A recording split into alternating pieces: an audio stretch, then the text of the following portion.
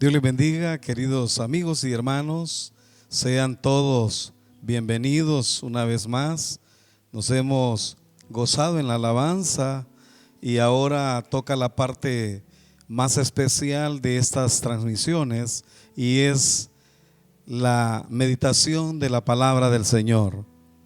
Esta noche estaremos participando de uno de los aspectos importantes en lo que respecta al Evangelio de Cristo Jesús.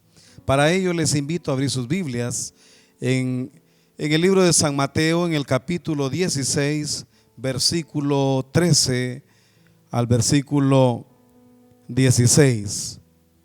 San Mateo capítulo 16, versículo del 13 al 16, y la palabra del Señor se lee honrando al Padre, al Hijo y a su Santo Espíritu, y dice así: Viniendo Jesús a la región de Cesarea de Filipo, preguntó a sus discípulos diciendo: ¿Quién dicen los hombres que es el Hijo del Hombre?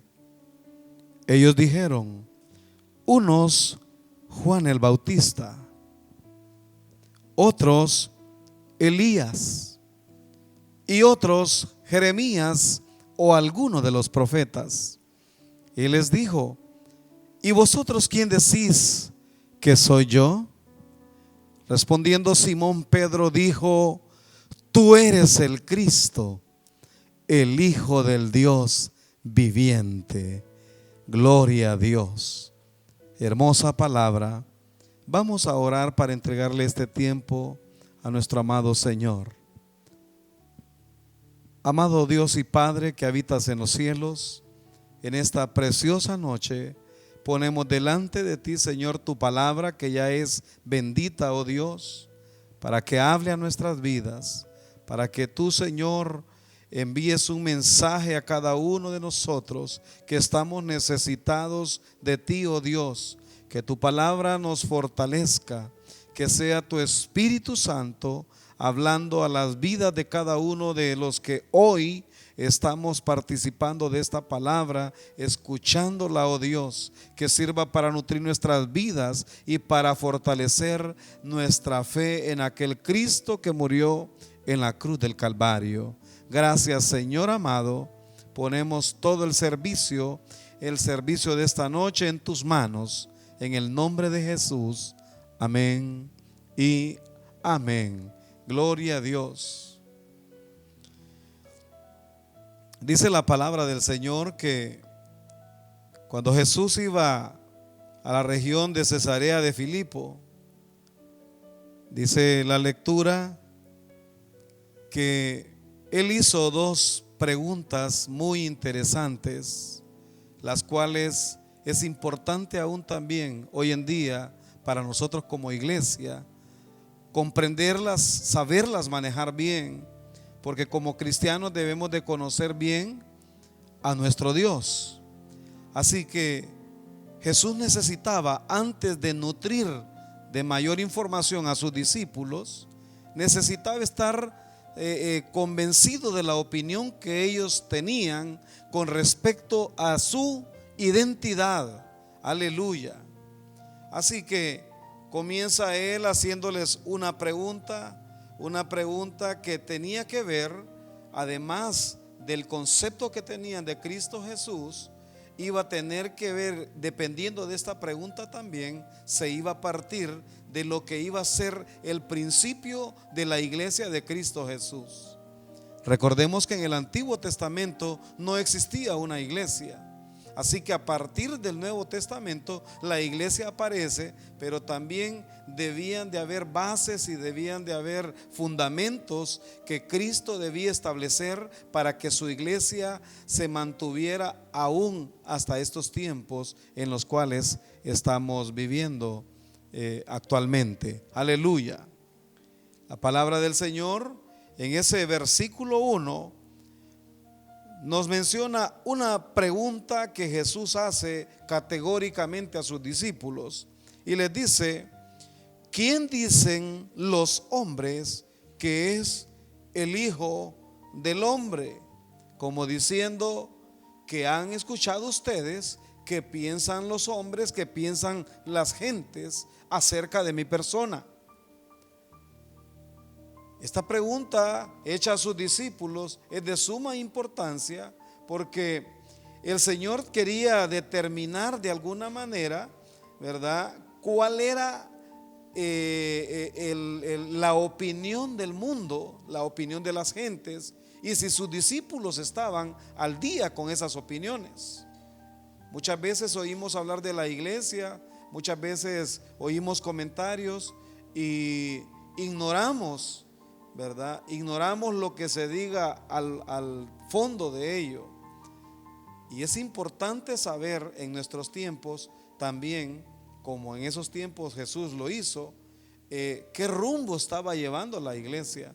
Sabemos que después de todos estos acontecimientos, la iglesia está tomando otro tipo de entorno también. El enemigo ha querido cerrar las iglesias, los gobiernos han estado también imponiendo condiciones basándose de circunstancias de la vida, pero a cambio también el enemigo está aprovechando para poner en las mentalidades de los gobiernos cosas que van en contra de los principios éticos de nuestro Dios. ¿Cuántos alaban al Señor en su casa? Aleluya. Así que era para el Señor importante determinar qué sabían los discípulos de lo que la gente opinaba acerca de Él. Aleluya. Pero más aún, también quería Él llegar a saber también si ellos, como discípulos del Señor, como sus discípulos que convivían con Él, habían captado también cuál era la naturaleza de Cristo Jesús. Así que la pregunta era muy interesante. Nosotros, para ser cristianos, tenemos que saber también quién es Cristo Jesús. Tenemos que conocerlo a Él. Decía nuestro pastor Anastasio en una de sus enseñanzas: no pueden haber iglesias sin Cristo, ni cristianos sin Cristo. Aleluya. Porque hoy es común escuchar a muchos decir: yo soy cristiano. La mayoría de la gente se autodomina cristiano, y de cristiano, disculpen, pero muchas veces no tienen nada. La Biblia dice que por sus frutos los conoceréis. Imagínense a un cristiano decir, autonombrarse cristiano y no conocer la historia de Cristo, no conocer quién fue Él, cuál fue su obra redentora, por qué razón vino al mundo. Detallitos, amados. Sin embargo, hay muchos cristianos, fíjese, y mucho cuidado, hermano amado que me escucha. Cada vez que usted habla que usted es un cristiano evangélico, para llenarse su boquita de esas expresiones, es importante que usted también lea la Biblia. Es importante que usted estudie la palabra, medite en ella, que se interese en conocer más de Cristo Jesús. Y conocer la Biblia no solo es ni hablar solo del Antiguo Testamento, ni hablar solo del Nuevo Testamento, porque ambos testamentos constituyen la totalidad de la Biblia. Cuando Jesús dijo escudriñad las Escrituras, no se estuvo refiriendo a solo una parte de la Biblia, sino que Él estaba hablando de todo el contexto de la Biblia. Aleluya, de toda su totalidad. Todo es importante, todo está relacionado. Usted no puede hablar solamente de Cristo sin saber también la historia, ni puede tampoco hablar solo de la historia sin conocer lo que vino a hacer Jesucristo en su encarnación aquí en la tierra. Aleluya, gloria a Dios. Así que debemos de conocer a Jesucristo, lo que Él hizo, ¿verdad? El propósito de su venida, pero conocer también todas las manifestaciones de Jehová Dios en todo el recorrido de la historia, desde Adán y Eva, desde el Génesis hasta el final del Apocalipsis. Gloria a Dios. Así que Él hizo esta pregunta para conocer también qué era lo que la gente decía, y además si ellos habían aún captado la identidad de Él. Aleluya. Entonces dice la Biblia en el versículo 14, ellos dijeron, escuche, querido hermano y amigo, ellos dijeron, o sea, cuando Jesús hace la pregunta, todos ellos reaccionan. Imagínense por ahí diciendo unos dicen que eres Juan el Bautista. Fíjese. Otros dicen que eres Elías. Y otros Jeremías. Y otro por ahí dijo, o alguno de los profetas. Todos opinaron en ese momento de lo que habían oído. Ahora, ¿por qué hacían relación unos con Juan el Bautista? En el mismo versículo en el mismo capítulo de San Juan, capítulo 14, versículo 2, dice la palabra del Señor: en aquel tiempo Herodes el tetrarca oyó la fama de Jesús y dijo a sus criados, aleluya, fíjese bien lo que les dijo Herodes. Les dijo: este es Juan el Bautista. Perdón, en San Mateo, estamos leyendo San Mateo, capítulo 14, versículo 1 y 2. Y dijo a sus criados: este es Juan el Bautista, ha resucitado de los muertos y por eso actúan en él estos poderes. Gloria a Dios. Entonces, de ahí parte el concepto que se había corrido en el pueblo. Unos dicen que eres Juan el Bautista, como diciendo, Juan el Bautista resucitó. Y lo que leímos aquí en San Mateo capítulo 14, Herodes fue el primero que mencionó eso. ¿Por qué? Porque Jesús hacía cosas que también Juan, que fue el que preparó, ¿verdad?, el camino del Señor, fue el que hizo cosas maravillosas, y Jesús igualmente las demostraba así. Él era el Hijo de Dios. Ahora, Juan preparó el camino del Señor. Juan preparó el corazón de las personas para recibir a Cristo Jesús. Pero el que inició el reino en este mundo era Cristo Jesús, con su ministerio y con su muerte y resurrección. Aleluya. Los otros dijeron que era Elías, y otros otros Elías.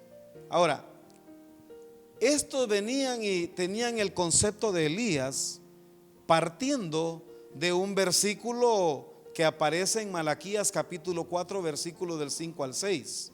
Dice la palabra del Señor de manera directa y literal: he aquí yo os envío el profeta Elías antes que venga el día de Jehová grande y terrible. Él hará volver el corazón de los padres hacia los hijos y de los hijos hacia los padres, no sea que yo venga y hiera la tierra con maldición. Así que como ellos eran conocedores también del Antiguo Testamento, ellos estaban también asociando que Jesús era el Elías encarnado. ¿Cuántos alaban a mi Cristo? Aleluya, gloria a Dios. Lo comparaban también porque Elías era un hombre de oración. Recuerde usted las proezas que este hombre hizo ante el rey Acab. De la misma manera, Jesucristo también era un hombre de oración también. Aleluya.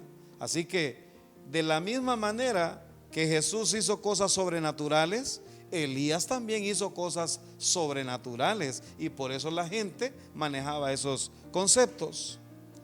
También dice que otros pensaban que era Jeremías. Jeremías era alguien que denunció la maldad y la corrupción de aquellos tiempos, y fue perseguido, sufrieron injustamente. Jesús también lo hizo. Jesús encaró aún a los mismos fariseos y les dijo sus cosas en sus propias caras. Aleluya. Y también fue perseguido. Lo quisieron asesinar antes de tiempo. Gloria a Dios. Alabado sea el nombre del Señor. ¿Por qué? Porque siempre Él se opuso también a las falsas religiones, a la religiosidad de aquellos tiempos. Gloria a Dios. Y al final alguien por ahí dijo: o también creen que eres alguno de los profetas. Quizás lo compararon con Abraham, con Isaac, con cualquier otro profeta que existió. Pero qué lamentable es, ¿verdad?, que lo comparaban con personajes del Antiguo Testamento, pero no lo reconocían por lo que él era en el momento y reconocer la supremacía de él, la divinidad de él, sino que lo estaban comparando con otros, pero viéndolo como un hombre común. Aleluya. Quiero decirle que actualmente también existe mucha gente que tiene esos conceptos de Jesús. Lo ven como un hombre que vino, alguien que fue buena persona, alguien que hizo cosas buenas. Mire qué absurdo es que, ¿sabe cuándo la gente se pone a llorar frente al televisor? Y frente al televisor, cuando llega la temporada de la Semana Santa. Cuando ponen películas, ay, ahí se sientan hasta con sus bebidas alcohólicas, con las carneadas y todo, a ver las películas, creyendo que con eso están dando devoción, adoración al Dios vivo. Y después usted va y ve las playas y ve los balnearios y ve los restaurantes y todo aquello, unas solas orgías que se hacen. Ahora la gente piensa en la Semana Santa como una semana de diversión, de locura, de lascivia, de pornografía, de sexo y de todo. En vez de pensar que si realmente reconocemos que fue el tiempo en que nuestro Dios Jesucristo, Hijo, murió en la cruz del Calvario por la humanidad, poderle dar honra y gloria a Él. Aleluya. Me recuerda los tiempos, hace muchos años, cuando nuestros padres, ¿verdad? Todo lo que ellos practicaban en esos tiempos. Hacían tantas cosas que muchas de ellas dan hasta risa hoy en día, pero todo lo hacían para dar honra. Esa gente a veces quizás ni se bañaban X día, porque decían, ¿verdad? Por guardar respeto, decían ellos. No digamos que fuesen a hacer las ingratitudes que se hacen hoy en día. Mira el irrespeto que hay. Aleluya. Haciendo a Jesús como alguien sin importancia. Pero mire usted cuando hay necesidades, mire usted cuando hay enfermedades, mire usted cuando estamos en problemados. Cómo quisiéramos que Jesús personalmente bajara del cielo para venir a resolver nuestros problemas. Ahí sí es Dios. Ahí sí queremos que como Dios actúe en nuestras vidas. Pero cuando estamos tranquilos, no lo queremos honrar. Oh, qué triste, qué triste. Me llamáis Dios, dice por ahí un escrito, y no queréis hacer mi voluntad. Gloria al Señor. En el versículo 15, después de que el Señor Jesús oye todas las opiniones de los discípulos, vuelve a la carga otra vez. Primero preguntó quién decía la gente. Ahora viene a la carga, pero con ellos. Y les dice de un solo y directamente: ¿y vosotros quién decís que soy yo? Como diciendo, ya escuché lo que ustedes me dijeron de lo que dice la gente. Ahora quiero saber qué piensan ustedes de mí. Ay, hermano, sabe que hoy por hoy hay muchas personas que se les pregunta: ¿y usted qué opina de Cristo como cristiano? Y no saben aún qué responder. Qué triste, ¿verdad? Le llegó el momento a los discípulos, llegó el momento en que los discípulos debían de sincerarse con el Señor, debían de tomar una decisión y hacer una confesión directa con el Maestro. Y ahí todos se quedaron callados. Imagínese usted el momento, están todos reunidos, cuando Jesús hace la pregunta, todos se quedan callados. Pero de repente y de una manera espontánea se levanta aquel hombre y se pone de pie, y ese hombre era Simón Pedro, y queda viendo al Señor y le dice: tú eres el Cristo, el Hijo del Dios viviente. Oh, gloria sea mi Señor. Qué preciosa confesión. Imagínese usted por un momento a Cristo mirando fijamente al apóstol Pedro, dirigiéndole una mirada sorprendido de esa confesión, por lo que había dicho de una manera rápida, ¿verdad? Y meditada el apóstol Pedro. Aleluya. Cuando le dijo tú eres el Cristo, le estaba diciendo tú eres el Mesías. Tú eres el ungido del cual se nos viene hablando desde hace mucho tiempo atrás. En los escritos de Moisés, en el Antiguo Testamento. Tú eres ese que va a gobernar, ese cuyos corazones y cuyas vidas se deberán de postrar ante ti. Aleluya. Qué bueno saber lo que opine la demás gente, pero para el Señor es muy importante saber qué piensas tú, que le sirves o que le sigues a Él, qué piensas tú de Él. Porque si tú lo estás viendo simplemente como alguien nada más que te dio la salvación y listo, estás equivocado. Tienes que aprender a vivir con Él. Tienes que aprender a caminar con Él. Tienes que aprender a hablar con Él. Y tienes que aprender a conocerlo a Él. Aleluya. Gloria a Dios. Todos se quedaron callados, solo Pedro se levantó. Ay, ay, ay. Imagínese usted. Gloria a Dios. Pero le dijo algo también importante Pedro. Además de que le dijo el que eras el ungido, el Mesías anunciado, le dijo: el Hijo del Dios viviente. Mire qué comparación más linda. ¿Cuántos dioses habían durante esos tiempos igual que hoy?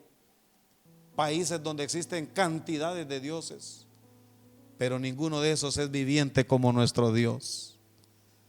Le dijo Pedro: tú eres el Hijo del Dios que vive, del Dios que actúa sobre la humanidad, del Dios que permanece, cuya eternidad es por los siglos de los siglos, del Dios que responde nuestras oraciones, del Dios que ve nuestro actuar, del Dios que camina conmigo, de ese Dios que cuida de nosotros de noche y de día, en todo tiempo. Aleluya.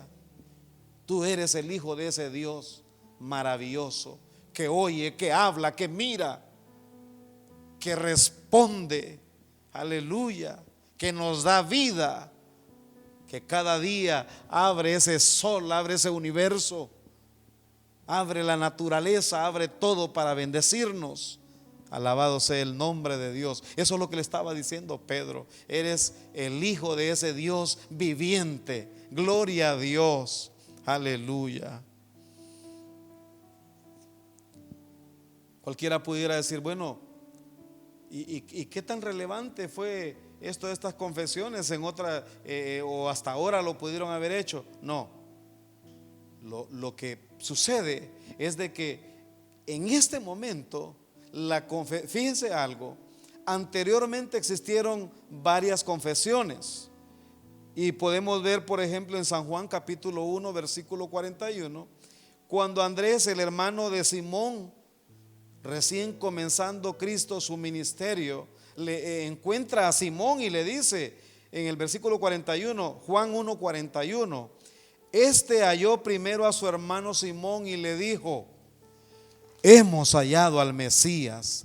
Gloria a Dios, que traducido es el Cristo.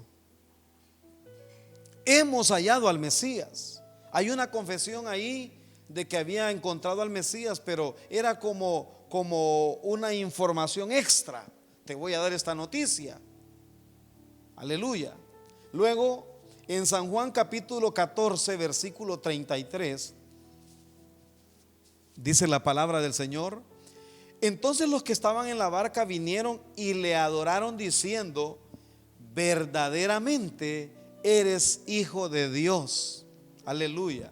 Mire, son confesiones, son declaraciones, son reconocimientos. Esto sucedió en el momento en cuando los discípulos iban en la barca, y dice la palabra del Señor que comenzó el mar y comenzó a azotarles el mar. Entonces aparece Jesús caminando sobre las aguas. Ellos se sorprendieron al ver al Señor. Finalmente, después de todo lo que sucedió ahí en ese momento, ellos le adoraron, dice la palabra del Señor, y ellos dijeron: verdaderamente eres Hijo de Dios. Aleluya. Qué hermosa palabra. Ahora, ellos en ese tiempo la confesión la hicieron, pero como un reconocimiento entre ellos. ¿verdad? Delante del Señor, obviamente. Pero en la confesión que se hizo en este capítulo 16 y versículo 13, ¿verdad? En esa sección fue más impactante lo que pasó ahí, porque se lo dijeron cara a cara al Señor. Era una pregunta directa, categórica. Gloria sea mi Cristo. Aleluya. Ahora, mire la respuesta en el versículo 17. Mire la respuesta que le da el Señor al apóstol Pedro. Le dice, versículo 17: entonces le respondió Jesús: bienaventurado eres, Simón, hijo de Jonás, porque no te lo reveló carne ni sangre, sino mi Padre que está en los cielos. Imagínese usted, después de ese momento, el Señor le está dando un reconocimiento a Simón Pedro. Está aceptando la confesión que él le hizo, y le está diciendo: oye, verdaderamente que eres dichoso. Eres dichoso por haber expresado semejante afirmación. Aleluya. Porque no era no era el resultado de un análisis material o carnal. No era una conclusión de una deducción filosófica. Cuando le dice: porque no te lo reveló carne ni sangre, sino que este era el resultado de la pura misericordia de Dios. Aleluya. Alabe la gloria de Dios. Gloria al Señor. Fue un acto de gracia. Fue un acto de misericordia el que el Señor le haya revelado al apóstol Pedro quién era su hijo. Gloria a Dios. Sabes que solo el Espíritu Santo hoy en día puede revelarnos a nosotros también quién es Jesús. Gloria a Dios. Ningún ser humano puede llamar Señor a Jesús si no es el Espíritu Santo actuando en él. Gloria a Dios. Solo el Espíritu Santo de Dios puede tomar las cosas de Cristo y revelárnoslas a nosotros. Cuando Él se iba, Él dijo: me voy, no los dejaré huérfanos. Y a la vez les dijo a los discípulos: es importante para ustedes que yo me vaya, porque Él enviaría al Consolador. Él dijo que Él enviaría al Consolador y que Él iba a revelar las cosas, todas las cosas que Él quería para con ellos y hoy por hoy para con nosotros. Y así es que actúa el Espíritu Santo de Dios. Gloria al Señor. Y el Espíritu Santo también, para tú que no has conocido al Señor, debes de saber que es la persona maravillosa, la persona real, la persona que también quiere que tú puedas venir al conocimiento del Hijo de Dios. Él es el que te consuela. Si tú en alguna ocasión has abierto la Biblia, has dicho: yo no la entiendo, abre tu corazón al Espíritu Santo de Dios. Abre tu vida, acepta a Jesucristo y dile al Espíritu Santo: permíteme que yo pueda conocer más a ese Cristo glorificado. Y ya verás cómo el Espíritu Santo también te revelará su palabra y hablará a tu vida. Alabado sea el nombre del Señor en esta preciosa noche. En el versículo 18 dice Jesús, hablando siempre a Pedro: y yo también te digo que tú eres Pedro, y sobre esta roca edificaré mi iglesia, y las puertas del Hades no prevalecerán contra ella. Gloria a Dios. Es importante entender esta gran declaración que el Señor hizo. Aquí menciona la palabra roca, menciona mi iglesia, menciona las puertas del Hades. Aleluya. Hablando acerca de esta declaración, cuando le dijo, y yo también te digo que tú eres Pedro, aquí hay un juego de palabras que es, voy a tratar de abreviárselas para que usted las pueda comprender. Por un lado le está diciendo, tú eres Petro, hablando de una piedra pequeña. Pero por otro lado también está hablando de Petra, refiriéndose a una roca grande. ¿Por qué el Señor estaba haciendo esa declaración ante los discípulos de esa manera?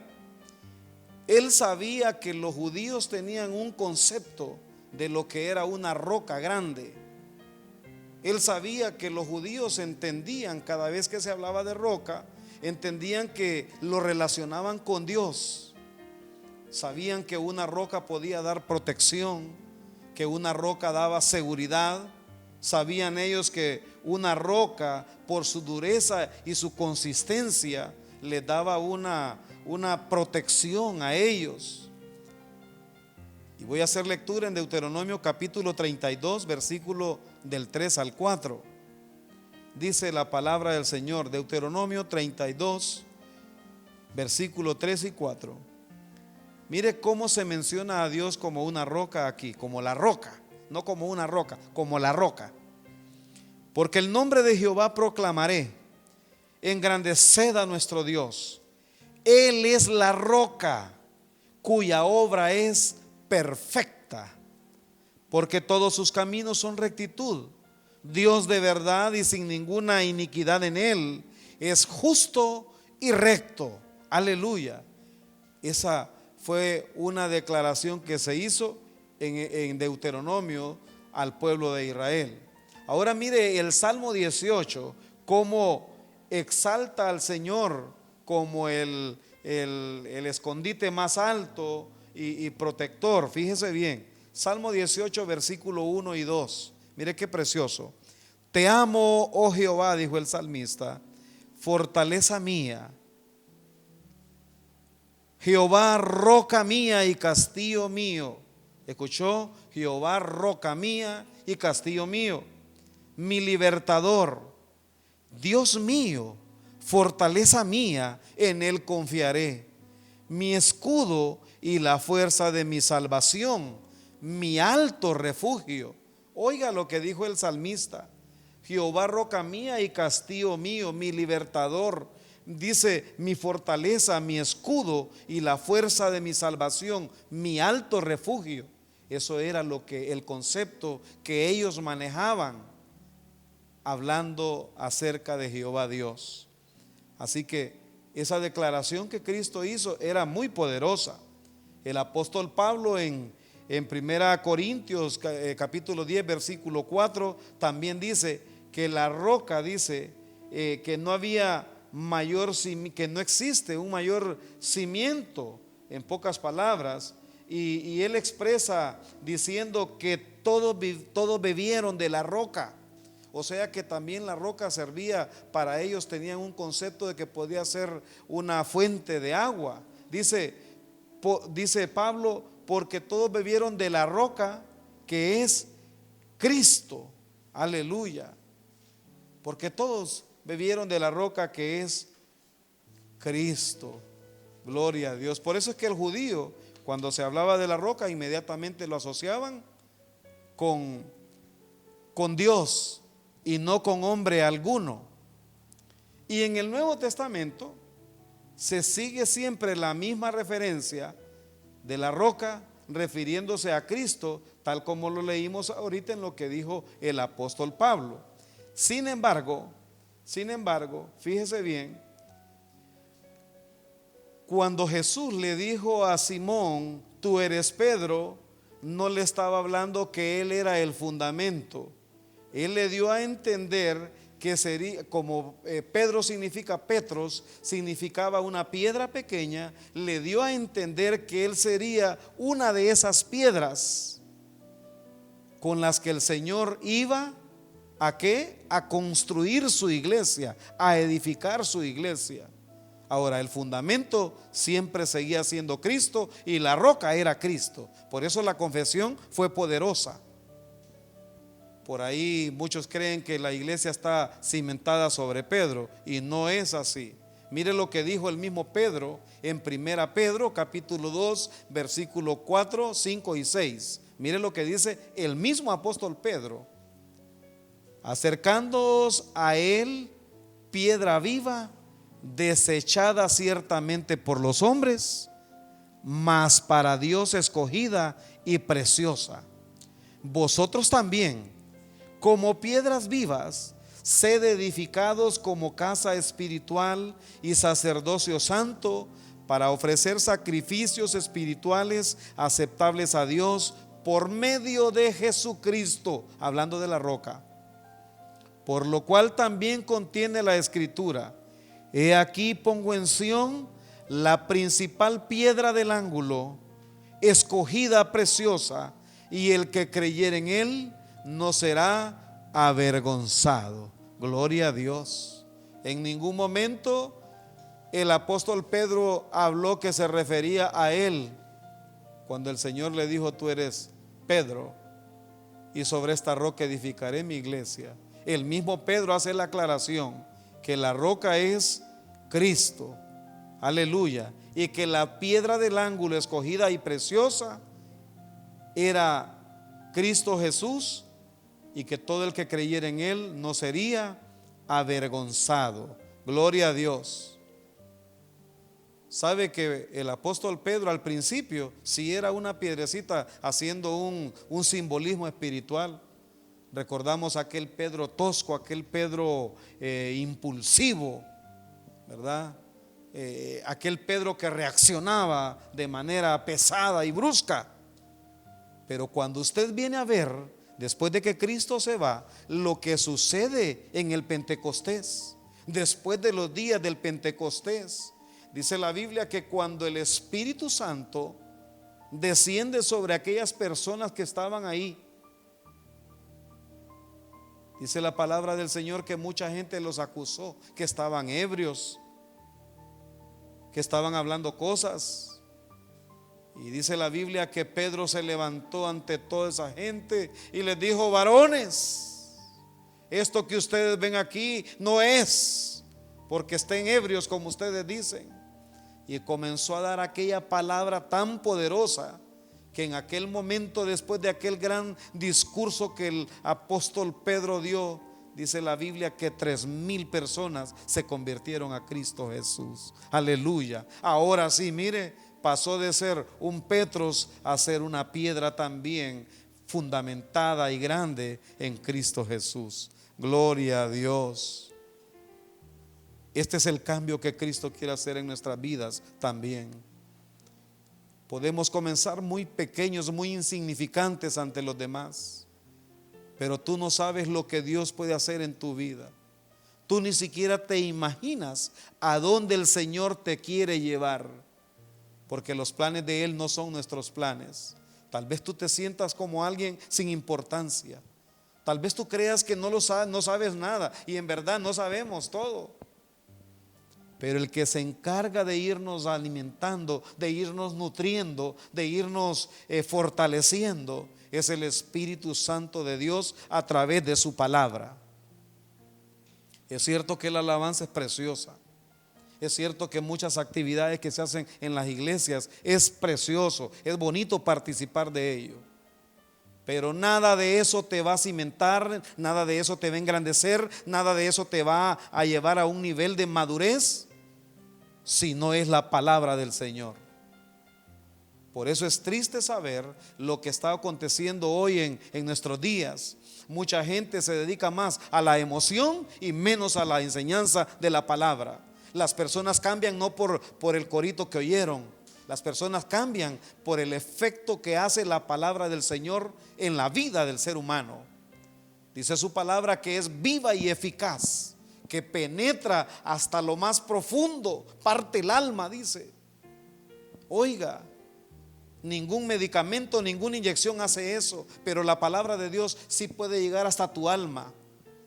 Recuerda que tu alma es aquello invisible, aquello que no se ve, pero la palabra del Señor penetra hasta ese lugar y la redarguye. Por eso podemos ver mucha gente llorando en la presencia de Dios. Aleluya. Gloria a Dios. Alabado sea el nombre del Señor. También dijo algo importantísimo el Señor.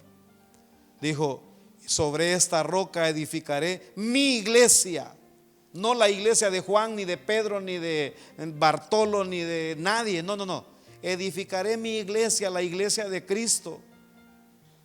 Cuando buscamos en el término griego, se refiere a la palabra eclesia, hablando de la iglesia a nivel universal. Cuando él dice mi iglesia, utiliza este tipo de palabra refiriéndose a todos los cristianos en el mundo, sin denominación. Todos formamos una sola iglesia, y es la iglesia de Jesucristo que él compró y pagó en la cruz del Calvario. Asimismo, hay una iglesia local también. De repente, en aquel momento él generalizó, pero a la vez también se refería al nacimiento de la iglesia localmente hablando, y comenzándola con sus discípulos. Aleluya. Decíamos al principio, no pueden haber cristianos sin Cristo. Además de eso, el término de iglesia se refiere a todas las personas que se reúnen. Fíjese, personas que aceptaron a Cristo y que se reúnen para adorar a Cristo. Esa es una iglesia.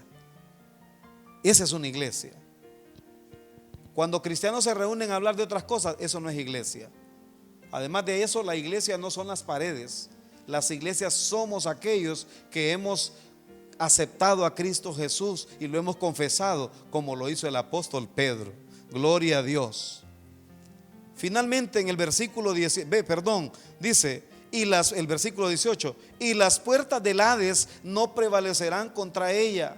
Está refiriéndose, amados hermanos, al infierno mismo, a la muerte misma. Nada de eso va a prevalecer contra la iglesia. Significa que la iglesia va a permanecer hasta que Cristo venga. Ninguna de esas cosas van a frenar la iglesia. A veces da tristeza ver cristianos con miedos porque dicen: ay, me van a hacer brujería, me van a hacer esto, tengo miedo de que esto pase, tengo miedo. Por favor. Y entonces, ¿dónde quedan las palabras que Cristo dijo? Que ni las puertas del Hades, ni la misma muerte, ni nada va a prevalecer contra la iglesia.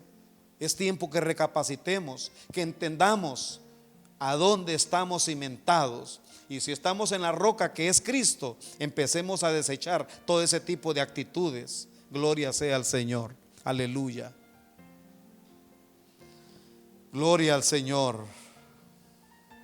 Ni la tumba, ni el infierno, ni nada iba a detener la iglesia, estaba diciendo el Señor Jesucristo. Ninguna fuerza, ni ningún demonio. Imagínense, hermanos, cuánta persecución ha habido en la iglesia después de que Cristo se fue. ¿Cuántos cristianos fueron perseguidos en el mundo?